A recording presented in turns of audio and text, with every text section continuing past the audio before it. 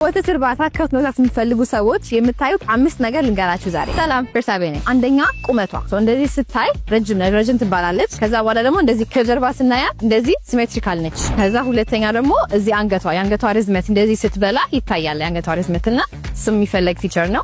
ቁመኗ ላይ ከተስማማን ሶስተኛ የምናየው እድሜዋ ነው። እድሜዋ ደግሞ የሚታይበት ሁለት መንገድ አለ። አንደኛው የቀንዷ ላይ የሚኖረው ክር አለ። ክሩ እየበዛ ይሄዳል በእድሜዋ በከፍ ባለ ቁጥር። አራተኛ ጥርሷ መጀመሪያ 2 ይሸርፋሉ፣ ከዛ ደግሞ 4 ይሸርፋሉ። ሞር በሸረፉ ቁጥር እድሜያቸው ከፍ ያለ መጥቷል ማለት ነው። ገና ደግሞ ካልሸረፉ ልጅነት ያሳያል ማለት ነው። አምስተኛ ወተቷን ነው ቼክ የምናረገው። የሚመከረው ጧትም ማታም አለባ ማየት ነው፣ በደንብ ኮንፈርም ለማድረግ ያላትን ወተት። ግን ወተት ብቻ ሳይሆን ቼክ የምናረገው አራቱም ጡቷ መስራቱ ነው። አራቱም ቼክ ይደረግና ይሄ ማጠር ምናምን የለበትም። በቃ ዩኒፎርም የሆነ ሳይዝ ኖሯቸው አራቱም ወተት ማውጣት መቻል አለበት። አራቱም ካላወጣ ወተት አንደኛው ብሎክ ከሆነ ወደ በሽታ ጋልጣር ወጥቷንም እዛው እያስቀረ ይሄዳል። አይመከርም። እነዚህን 5 ፖይንቶች ተጠቅማችሁ ከእንዲሁም ደግሞ የመጡበት በረት ቼክ ማድረግ ይፈልጋል። አመጋገባቸው ተመሳሳይ እንዲሆንላችሁ፣ ወተታችሁ እንዳይቀንስባችሁ እንደዚህ አድርጋችሁ አሪፍ ከፍ ማግኘት ትችላላችሁ። እሺ፣ አመሰግናለሁ። ቻው።